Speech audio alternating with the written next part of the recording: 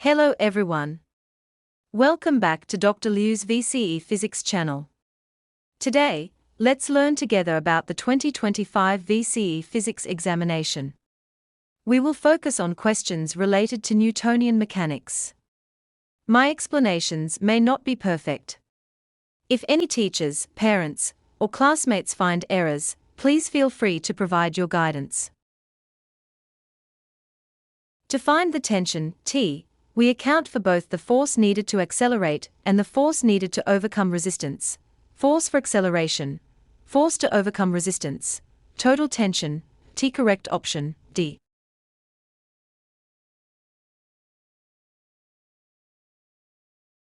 The key is that in a closed system, no friction, the total momentum stays the same before and after the hit because these pucks are moving on ice. Step 1, direction assign right as plus and left as. Step 2, before total momentum is mu1 right plus mu2 left. Step 3, after total momentum is mv1 left plus mv2 right. The equations set them equal and cancel out the mass. mu1 u2 equals v1 plus v2. Rearranging for v2 gives v2 equals u1 u2 plus v1.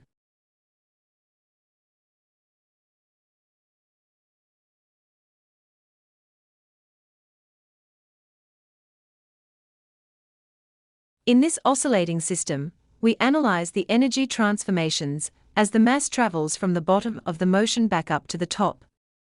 While the mass is moving upward, the following changes occur. Gravitational potential energy. This energy increases as the mass gains height relative to the ground. Elastic potential energy. Since the spring is always longer than its natural length, it is most stretched at the bottom of its motion.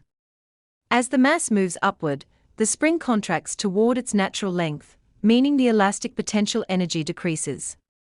Total energy of the system. Because air resistance is ignored, the system is conservative.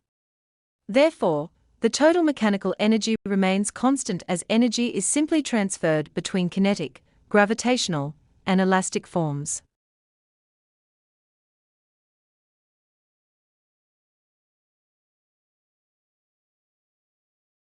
Students place a dynamics cart on the laboratory bench. They apply a constant force to the right on the cart and measure the acceleration of the cart. Their experimental setup is shown in the diagram below. Diagram 1, expected shows that when the applied force is 0, the acceleration is 0.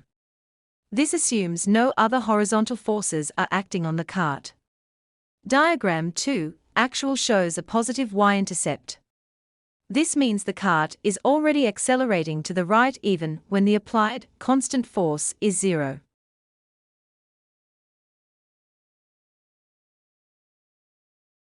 A. Friction or air resistance. These would require a threshold force to start moving, resulting in a graph that starts to the right of the origin and x-intercept, not above it. B. Bench slopes down to the left. This would create a component of gravity pulling the cart left, meaning you would need a positive force just to keep it still.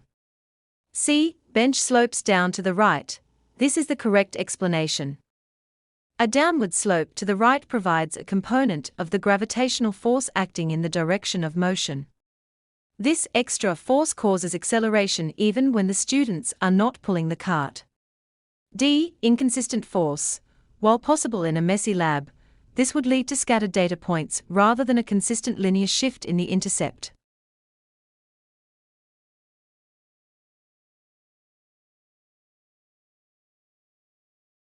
To find which graph results in a straight line through the origin, we look at the equations for constant acceleration, kinematics, where resistance is ignored.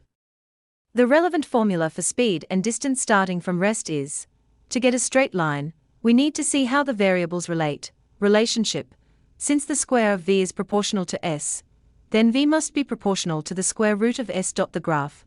If we plot v on the y-axis and the square root of s on the x-axis, the equation takes the form, which is a straight line through the origin because when s equals 0, v equals 0. Correct answer, B.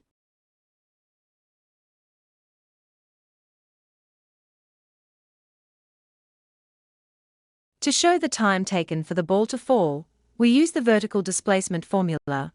Given values, vertical displacement h equals 1.80 m, initial vertical velocity u equals 0 at tapped off the ledge. Acceleration due to gravity, g, equals minus 9.80 m sqts. Calculation. Option 1. Using time by applying the equation of constant acceleration and using the calculated fall time, we can determine the speed of the ball immediately before it hits the floor. Option 2. Using displacement alternatively, using the velocity-displacement relationship, we can calculate the ball's final speed directly from its vertical drop of 1.80 m.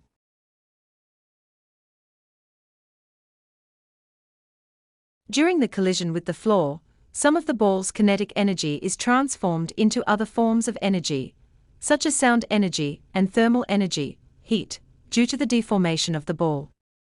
Consequently, it has less kinetic energy leaving the floor than it had arriving, so it cannot reach its original gravitational potential energy height. Answer: time will be the same. Justification: vertical and horizontal motions are independent. The time taken to reach the ground depends solely on the vertical height and the acceleration due to gravity, neither of which has changed. Since the initial vertical velocity remains 0, the fall time remains 0.606 s.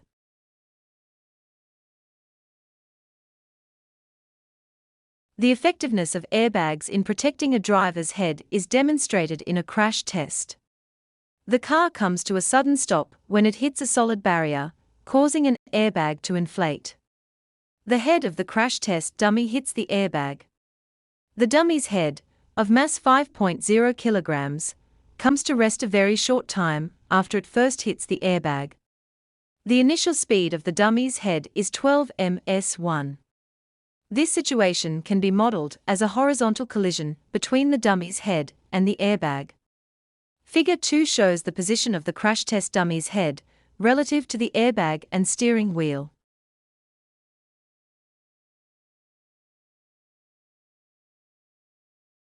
Impulse is equal to the change in momentum.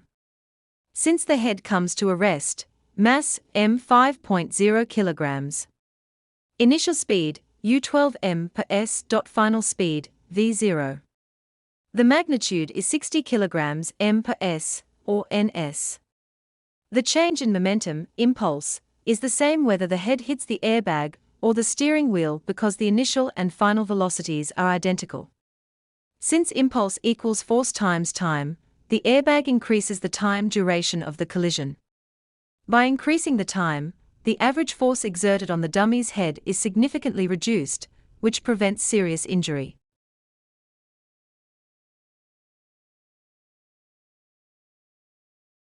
The work done by the airbag to stop the dummy's head is equivalent to the initial kinetic energy of the head.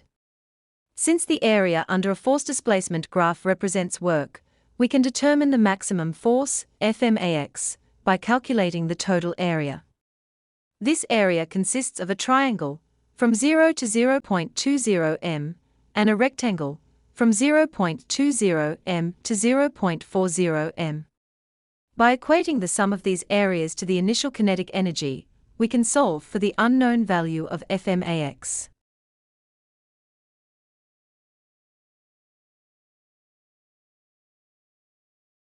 A snowboarder with a total mass, including snowboard, of 72.0 kilograms slides down a snow slope at a constant speed, as shown in Figure 4. The angle of the slope is 15.0 degrees. To correctly label Figure 5, you should draw 3 primary force arrows, weight, W or milligram points straight down toward the bottom of the page. Normal force, N or Fn points perpendicular to the slope, up and to the right. Resistive force, Fr points parallel to the slope, directed upwards, opposite to the direction of motion.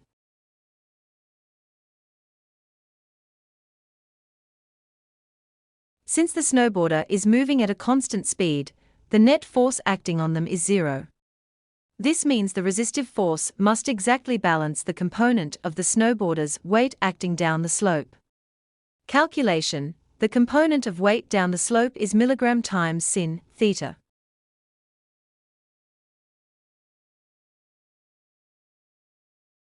To find the distance from position B to position C, we apply the work energy theorem, W equals delta kinetic energy. Identify knowns. Initial speed at B, u 10.0 m per s. Final speed at C, v0. Resistive force, Fr 183 N. Assumed constant from A to C.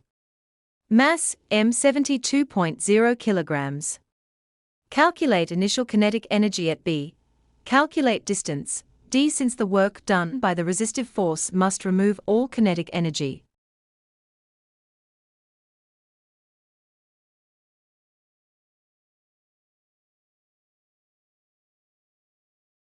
One. Forces and Newton's laws. Application of Newton's second law to motion with resistive forces, e.g. water skiing problem.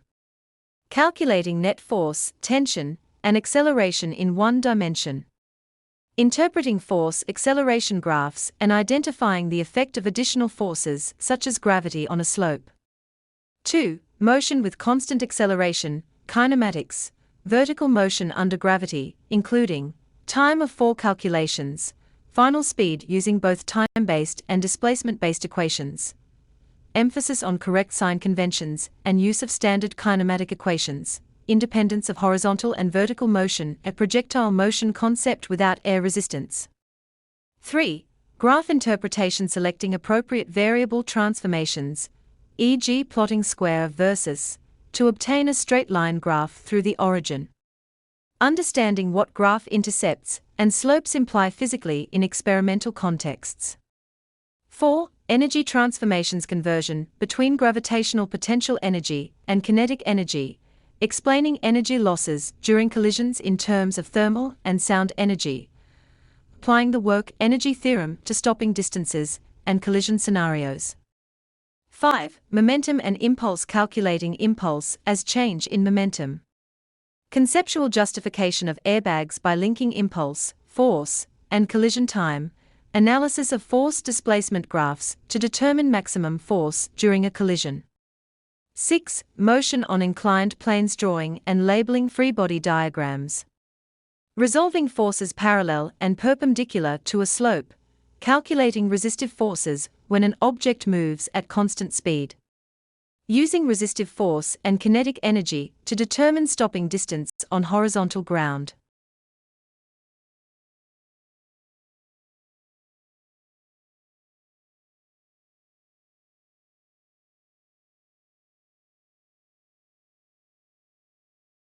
If you need my help, you can add me on WeChat or WhatsApp, or send me an email.